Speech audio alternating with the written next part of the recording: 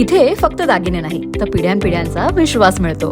परंपरेची झळाळी आणि विश्वासाची खात्री.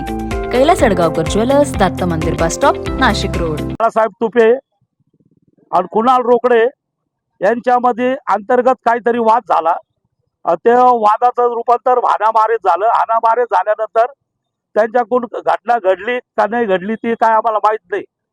पण त्यावेळेस माझ्या मते कुणाल रोकडे, संदीप रोकडे, राकेश रोकडे, चंद्रकांत निकम, त्याच्यानंतर बंटी, त्याच्यानंतर अमित, हे मुलं रिक्षा व्यवसाय होता यांचा. गरीब हातावरचे मुलं आहे सगळे. तर त्याच्यात आज जे आव्हाड साहेबांनी जे खोटे नाटक आरोप केले, त्यांनी सांगितलं की कोण आता तो खरात. त्या खरातचा आणि मुलांचा काय संबंध? सामान्य कुटुंबातले हे रिक्षा चालक मुलं होते आणि मी त्या मुलांचा चुलता आहे.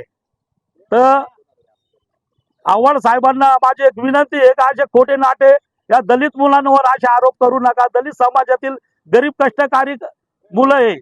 त्यांनी 2008 मध्ये हे घडल्यानंतर 2 वर्ष सेंट्रल जेलमध्ये राहून आल्यानंतर कमीत कमी 7 ते 8 वर्षांनी त्यांनी कोर्टाने त्यांना निर्दोष मुक्त केलेले. गरीब घरातले मुलं असल्यामुळे, खोटे आरोप असल्यामुळं ते कोर्टातून निर्दोष मुक्तता झालेली आहे.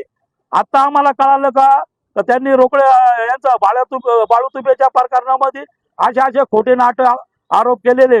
तरी मी सर्वांना विनंती करतो की आव्हाड साहेबांचे एकदम खोटे आरोप आहे म्हणून. NCN न्यूज साठी रोहन दानी, नाशिक.